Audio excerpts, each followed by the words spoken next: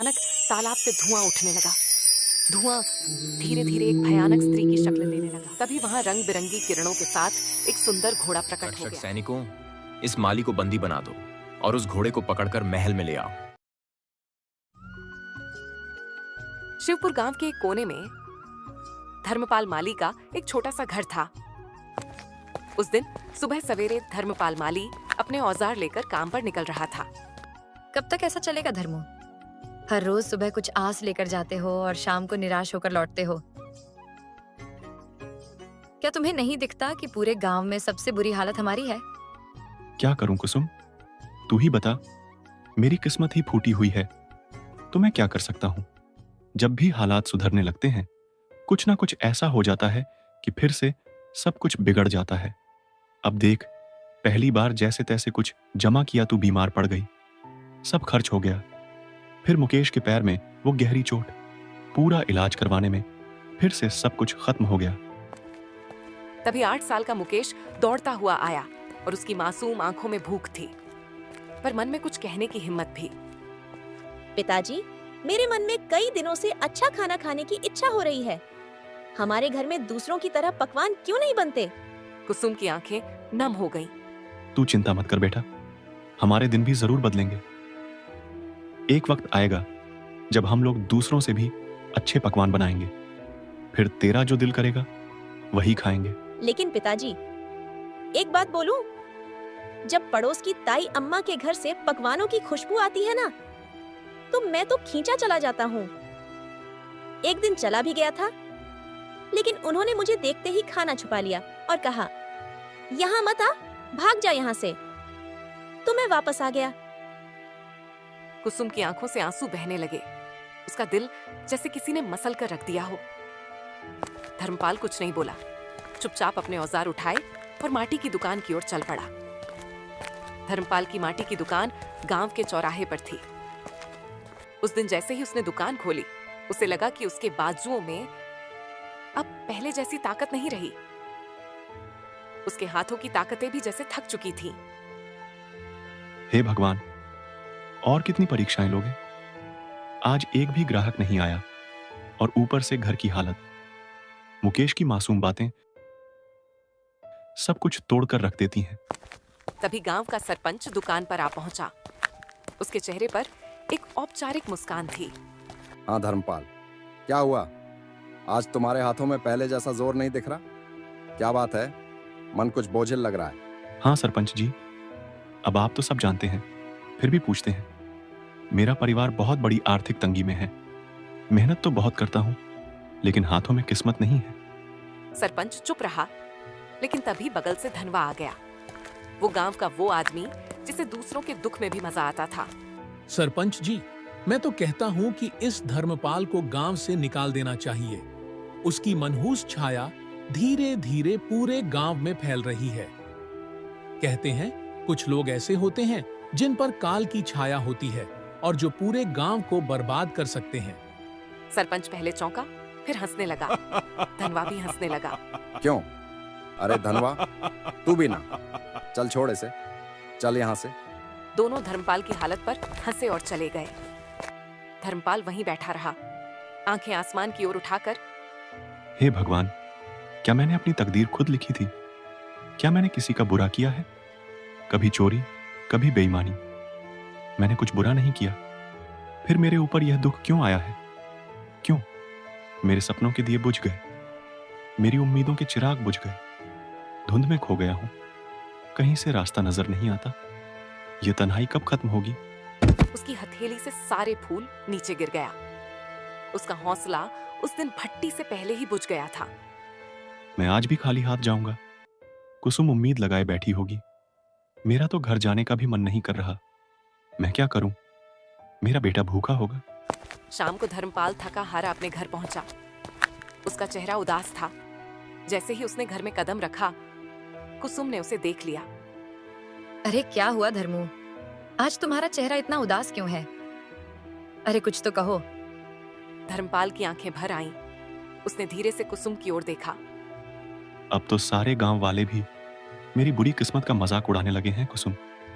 और क्या कहूं, आज तो दुकान पर एक भी ग्राहक नहीं आया।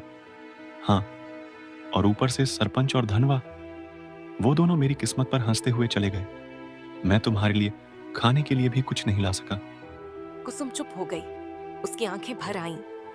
सुबह जब तुम दुकान जा रहे थे तब मैं भी तुम्हें बोल रही थी, इसमें गलती मेरी भी है। मैं भी कभी तुम्हारे दुख को पूरी तरह समझ नहीं पाई। फिक्र मत करो, भगवान सब ठीक करेगा। धर्मपाल कुछ नहीं बोला। वह चुपचाप चारपाई पर लेट गया। उसके हाथ कांप रहे थे, लेकिन आवाज नहीं निकली।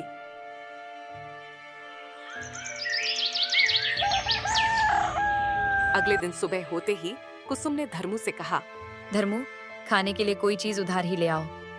हमारे गांव की दुकान हो सकता है तुम्हें कुछ सामान उधार दे दे। नहीं कुसुम, मैं कल भी गया था उसके पास। वह पहले अपना पिछला उधार मांग रहा है। अब मुझे उसकी दुकान पर जाते हुए शर्म आती है। मुझे नहीं लगता कि हमारे हालात कभी भी ठीक हो सकेंगे। ऐसा ही चलता रहा तो हमें यह गांव छोड़कर जाना पड़ेगा। गांव में 2-3 लोगों से पहले ही मैं उधार ले चुका हूं। अब मेरे अंदर इतनी हिम्मत नहीं कि किसी और से उधार मांग लूं। सबको पता है कि मैं उधार लेकर वापस नहीं करता। वापस करूं भी तो कहां से? हमारे पास इतने पैसे होते ही नहीं। जो आते हैं वह कहीं ना कहीं लग जाते हैं। हाँ धर्मू, ये तो है। भगवान पता नहीं किस बात की सजा दे रहा है हमें, लेकिन हमें उम्मीद रखनी चाहिए। हमारे भी दिन एक दिन जरूर बदल जाएंगे। यह बात तो मुझे तुमसे सुनते 9 साल हो गए हैं। आज तक ऐसा दिन नहीं आया। धर्मपाल चुपचाप घर से निकल पड़ा और सीधा जंगल की ओर चल दिया। उसका दिल बहुत भारी था। आंखों में उदासी थी और कदम जैसे बेजान थे। दिमाग में बार बार एक ही ख्याल आ रहा था, क्या जिंदगी का यही अंत है? क्या मैं अपनी तकलीफों से हमेशा के लिए मुक्त हो जाऊं? धर्मपाल आत्महत्या के विचारों में डूबा हुआ गांव की सीमा तक पहुंच चुका था। तभी सामने से सरपंच आता हुआ दिखाई दिया। अरे धर्मपाल, आज दुकान नहीं खोली क्या? तुम तो सीधे जंगल की ओर निकल पड़े हो। क्या बात है? अब माली से लकड़हारा बनने का इरादा है क्या? वह पहले से ही उदास था। उसके पास सरपंच को जवाब देने के लिए कोई भी शब्द नहीं थे। चलो अच्छा है, लकड़हारे भी बुरे नहीं होते। कम से कम जंगल में कोई तुम्हारी किस्मत का मजाक तो नहीं उड़ाएगा ना। सरपंच हंसता रहा और चला गया। धर्मपाल बिना कुछ बोले जंगल की गहराई की ओर बढ़ गया। अब धर्मपाल थक चुका था। उसके पैर जवाब दे चुके थे। वह एक घने वृक्ष की छाया में बैठ गया और आसमान की ओर देखने लगा। मैं मर्द हूं ना, इसीलिए किसी के सामने रो नहीं सकता। अगर कुसुम और मुकेश मुझे रोते हुए देख लेते तो उनका मनोबल टूट जाता। इसीलिए मुझे जंगल आना पड़ा। भगवान, तू मेरी कितनी परीक्षा लेगा? धर्मपाल उदास होकर आसमान की तरफ बातें कर रहा था कि अचानक उसके कानों में किसी के चीखने की आवाज आई। कोई है तो मेरी मदद करो, कोई है तो मेरी मदद करो। वह उठा और इधर उधर देखने लगा। अचानक उसकी नजर एक साधु पर पड़ी जो जमीन पर गिरे हुए थे। धर्मपाल घबरा गया और तुरंत इधर उधर देखने लगा। साधु महाराज, आपको क्या हुआ? आप ऐसे क्यों पड़े हैं? बेटा, मैं राज की ओर जा रहा था कि रास्ते में मेरे पैर में जोर की मोच आ गई। मैं गिर पड़ा और तभी से इस सुनसान जंगल में पड़ा हूँ। यह जंगल इतना वीरान है कि यहाँ कोई आता ही नहीं। कई दिन हो गए, कोई इंसान नहीं दिखा। मुझे बहुत प्यास लगी है। मेरा गला सूख रहा है। अगर जल्दी पानी नहीं मिला तो शायद मैं बच ना सकूं। धर्मपाल घबरा गया और तुरंत इधर उधर देखने लगा। शायद कहीं से पानी या कोई मदद मिल जाए, परंतु यहाँ तो दूर दूर तक कोई तालाब दिखाई नहीं दे रहा है। महाराज बताइए साधु महाराज, अगर आपको पता हो कि पानी कहाँ मिल सकता है तो मैं अभी ले आता हूँ। यहाँ से लगभग 2 मील दूर एक तालाब है। तुम मेरे लिए वहां से पानी ले आओ बेटा। इतना कहकर साधु ने अपना कमंडल धर्मपाल के हवाले कर दिया। थका हुआ धर्मपाल बिना देर किए उस दिशा में चल पड़ा जहां उसे अपनी आखिरी उम्मीद नजर आ रही थी। जंगल की खामोशी के बीच वह अपनी थकी हुई टांगों के बावजूद तालाब तक पहुंच गया। जब उसने कमंडल पानी में डाला, अचानक तालाब से धुआं उठने लगा। धुआं धीरे धीरे एक भयानक स्त्री की शक्ल लेने लगा।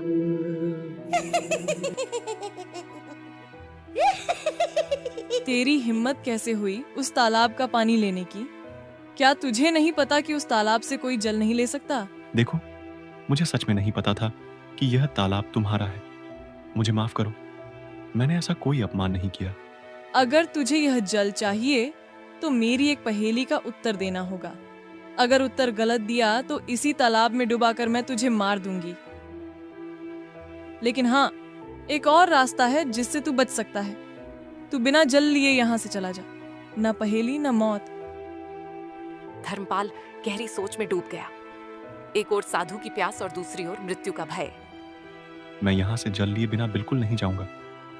मैंने किसी से जल लाने का वचन दिया है और मैं अपना वचन नहीं तोड़ूंगा। तो मेरी यह पहेली सुन। एक ऐसी चीज जो दिखती नहीं पर सबसे ज्यादा असर करती है, जिसे न छू सकते हो न पकड़ सकते हो, लेकिन अगर वह न हो तो जीवन अधूरा लगे। बताओ क्या है वो? धर्मपाल ने कुछ क्षणों के लिए अपनी आंखें मूंद लीं। उसकी सांसें तेज और बेकाबू थीं, मानो दिल के भीतर एक तूफान चल रहा हो, लेकिन उसके चेहरे पर एक अनोखा सा सुकून था, एक गहराई से भरा शांत भाव, जैसे वो अपने भीतर की रोशनी से सच्चाई को खोजने की कोशिश कर रहा हो। अंदर से बेचैनी के बावजूद उसके माथे पर एक दृढ़ संकल्प की रेखा साफ नजर आ रही थी, जो यह बता रही थी कि वह हार मानने वाला नहीं है। वह है प्रेम, जो नजर नहीं आता, ना छू सकते हो, लेकिन उसके बिना जीवन अधूरा लगता है। वही इंसान की सबसे बड़ी शक्ति और सबसे गहरी भावना है। तारावान देवी कुछ पल चुप रही, जैसे धर्मपाल के उत्तर पर हैरान हो गई हो। फिर अचानक वह जोर से हंसने लगी, एक ऐसी हंसी जिसमें हैरानी, गुस्सा और शायद थोड़ी सी खुशी भी छुपी हुई थी।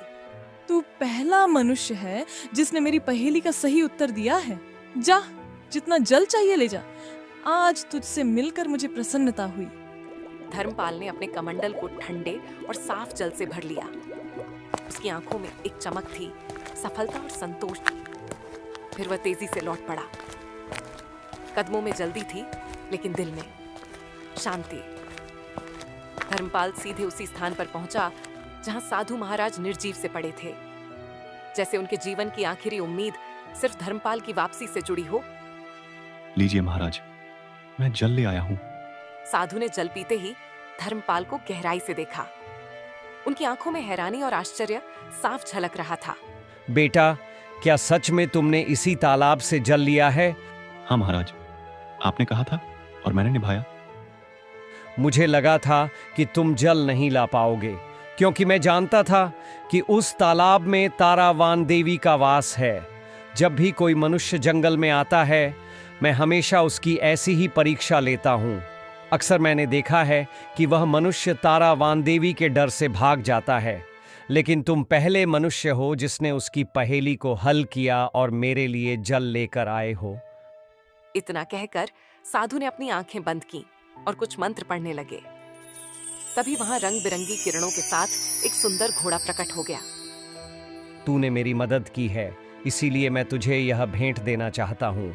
साधु महाराज, इतना तो मुझे पता चल गया है कि आप कोई चमत्कारी साधु हैं, परंतु मैं इस घोड़े का क्या करूंगा महाराज? इसे अपने घर ले जा और अपनी बेटे की तरह पाल इसे। और याद रख, ये घोड़ा तेरी किस्मत बदल देगा। मैं जानता हूं कि तू सबसे ज्यादा अपनी किस्मत की वजह से परेशान है, वरना तेरे अंदर कोई बुराई नहीं है। तू मेहनती कुम्हार है, तेरे मन में कोई लालच नहीं है और तू दूसरों की मदद करने वाला भी है। इतना कहकर साधु वहां से चले गए। धर्मपाल ने उस घोड़े को सावधानी से उठाया और अपने घर ले आया। घोड़े की सुंदरता और चमक देखकर धर्मपाल के दिल में नई उम्मीद जगी और उसने ठाना कि उसकी रक्षा करेगा। अरे, ये घोड़ा आपको कहाँ से मिला? धर्मपाल ने सारी कहानी कुसुम को सुनाई। हमारे घर तो वैसे ही खाने के लाले पड़े हैं। साधु महाराज को अगर देना ही होता तो धन देते। इस घोड़े को क्यों पकड़वाया? आपने यह क्या किया? हाँ, अब साधु महाराज ने कुछ सोच समझ कर ही दिया होगा। उन्हें भी तो हमारी इस हालत के बारे में अच्छी तरह पता था। तभी वहां मुकेश आ गया। पिताजी, ये घोड़ा वाकई बहुत अच्छा है। मेरे साथ तो अब गांव का कोई भी बच्चा नहीं खेलता, क्योंकि हम गरीब हैं ना। लेकिन अब मैं इस घोड़े के साथ खेलूंगा।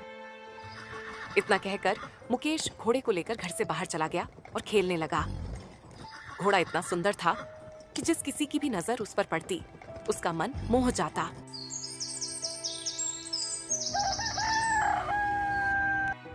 अगले दिन जब धर्मपाल अपनी दुकान पर जाने की तैयारी कर रहा था, तभी शिवपुर का जमींदार उसके घर आ पहुंचा।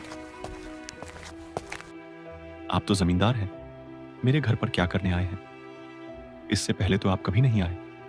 भला मुझ जैसे गरीब के घर में आपका क्या काम है? हाँ, बात तो तू सही कह रहा है धर्मपाल, लेकिन बात यह है कि आज मैंने तेरे बेटे यानी मुकेश को एक घोड़े के साथ खेलते देखा है। वह घोड़ा वाह वाह वाह, बहुत ही सुंदर था। और तू जानता है कि मुझे जानवरों को पिंजरे में रखने का कितना शौक है, तो मैं वह घोड़ा खरीदना चाहता हूँ। कुसुम ये सुनकर चौकस हो गई। वो कुछ कहने ही वाली थी कि माफ कीजिए, मैं वह घोड़ा आपको नहीं बेच सकता। अरे भाई, मैं तुम्हें इसकी अच्छी बहुत पैसे दूंगा। आप मुझे चाहे इसकी कितनी भी कीमत दें, माफ कीजिएगा, मैं इस घोड़े को नहीं बेचूंगा। जमींदार क्रोधित होकर वहां से चला गया। जमींदार हमें इसकी अच्छी कीमत दे सकता था, हमारी हालत कुछ बेहतर हो सकती थी। कि मैं यह घोड़ा नहीं बेचूंगा कुसुम, क्योंकि यह घोड़ा मुझे साधु महाराज ने भेंट किया है, और भेंट की हुई वस्तुओं को कभी बेचा नहीं जाता। कुछ दिन ऐसे ही बीत गए। धर्मपाल और उसका परिवार घोड़े से इतना जुड़ गया था कि उसे छोड़ने का ख्याल भी नहीं आता था। फिर कुछ दिनों बाद एक व्यापारी वहां आ पहुंचा। अरे भाई, मुझे तुम्हारा यह घोड़ा बहुत पसंद आया है। मैं तुम्हें इसकी मांगी हुई कीमत दूंगा। ये घोड़ा मुझे बेच दो। तुम चाहे मुझे कितना भी धन क्यों ना दो, मैं इसे नहीं बेचूंगा। अरे तुम गरीब के गरीब ही रहोगे। तुम एक साधारण माली हो, समझते ही नहीं कुछ। व्यापारी वहां से चला गया। जब से यह घोड़ा आया है, तब से हमारा खर्चा और बढ़ गया है। पहले जमींदार को लौटा दिया और अब व्यापारी को भी मना कर दिया। क्यों नहीं बेचा इसे? कुसुम, ना जाने क्यों मुझे इस घोड़े से अब एक खास लगाव हो गया है।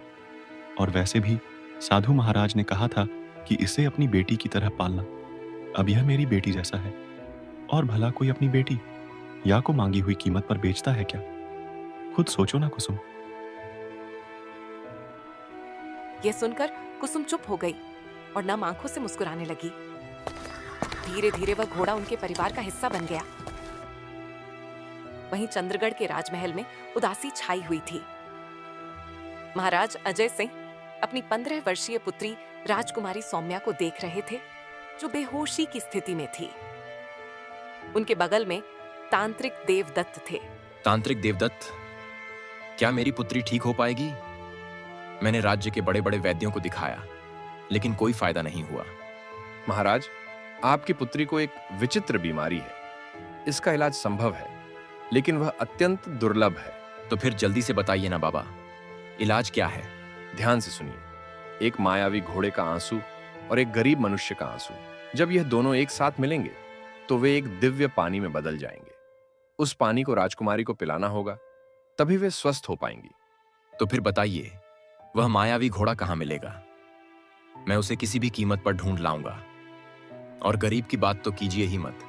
हमारे राज्य में गरीबों की कोई कमी नहीं है। आपने पूरी बात सुनी नहीं महाराज। अगर किसी गरीब को जबरदस्ती रुलाया गया तो वह आंसू व्यर्थ होगा। दोनों को अपने आप दिल से रोना होगा, तभी वह पानी प्रकट होगा। तो फिर क्या? तुम्हें पता है तांत्रिक कि वह घोड़ा इस समय किसके पास है? हाँ महाराज, मैंने साधना के दौरान यह देखा है। वह मायावी घोड़ा शिवपुर गांव के एक माली के पास है। महाराज अजय सिंह अपने मंत्री सूर्यानाथ और 2 रक्षक सैनिकों के साथ शिवपुर की ओर रवाना हुए। कुछ ही देर में वे शिवपुर पहुंचे। हमारे तो भाग्य ही खुल गए। महाराज अजय सिंह पधारे हैं। मुझे तुम्हारी बातें सुनने में कोई दिलचस्पी नहीं है। बस इतना बताओ, क्या इस गांव में कोई माली रहता है जिसके पास एक घोड़ा है?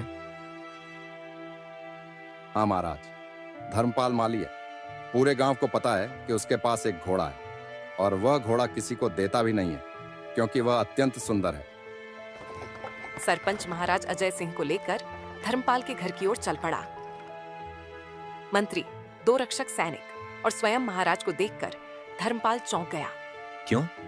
क्या तुम्हारे पास कोई घोड़ा है? और क्या वह मायावी भी है? प्रणाम महाराज, प्रणाम। हाँ महाराज, मेरे पास एक घोड़ा है, लेकिन मुझे नहीं पता कि वह मायावी है या साधारण। मेरे लिए तो वह मेरे बेटे जैसा है। वह घोड़ा तुम्हें कहां से मिला? एक साधु महाराज ने मुझे यह घोड़ा भेंट किया था। समझ गया। उस साधु ने तुम्हें एक मायावी घोड़ा दिया है। चलो, मैं उसे खरीदना चाहता हूं। क्षमा कीजिए महाराज, मैं इसे बेचना नहीं चाहता और बेच भी नहीं सकता। महाराज, मैं नहीं दूंगा, क्षमा कीजिए। महाराज, ये इतना ही मूर्ख है कि जमींदार ने भी इसे खरीदने की कोशिश की, मगर इसने नहीं बेचा। हमारे गांव का सबसे बड़ा व्यापारी महंगी कीमत देने आया, लेकिन फिर भी यह नहीं बिका और अब इसने आपको भी मना कर दिया है। देखो माली, मुझे उस घोड़े की बहुत जरूरत है। मैं तुम्हें उसकी मुंह मांगी कीमत दूंगा। क्षमा कीजिए। मैं तुम्हें सारे धन दे दूंगा, बस मुझे वह घोड़ा दे दो। नहीं महाराज, अगर आप मुझे पूरा राज भी दे दें तब भी मैं उसे आपको नहीं दूंगा। क्षमा करें। रक्षक सैनिकों, इस माली को बंदी बना दो और उस घोड़े को पकड़कर महल में ले आओ। चलो। रक्षक सैनिकों ने धर्मपाल और घोड़ा दोनों को पकड़कर महाराज के सामने पेश किया। कैसा लग रहा है अब मूर्ख? मैं तुम्हें आधा सारा धन देने को तैयार था और तुमने इनकार कर दिया। अब मैं तुम्हें उस घोड़े को बिल्कुल नहीं दूंगा। आखिरी बार देख ले इसे, मूर्ख कहीं के। महाराज, मैं जानता हूं कि आप जो निर्णय लेते हैं उस पर अडिग रहते हैं। बस आपसे मेरी एक विनती है, मैं अपने इस घोड़े को एक बार गले लगाना चाहता हूं। मैंने इसे अपने बेटे जैसा पाला है। जा, तुम्हें इतनी प्यार है तो जा, गले लगा ले इसे। धर्मपाल ने दौड़कर उस घोड़े को गले लगा लिया। दोनों की आंखों से आंसू बहने लगे और जैसे ही वे आंसू धरती पर गिरे, वहां एक पानी में बदल गया। महाराज, यही वह पानी है जो आपकी पुत्री को ठीक कर सकता है। महाराज अजय सिंह दौड़कर पानी लेकर अपनी पुत्री के कमरे में गए। पानी जैसे ही राजकुमारी सौम्या को पिलाया, वह होश में आ गई।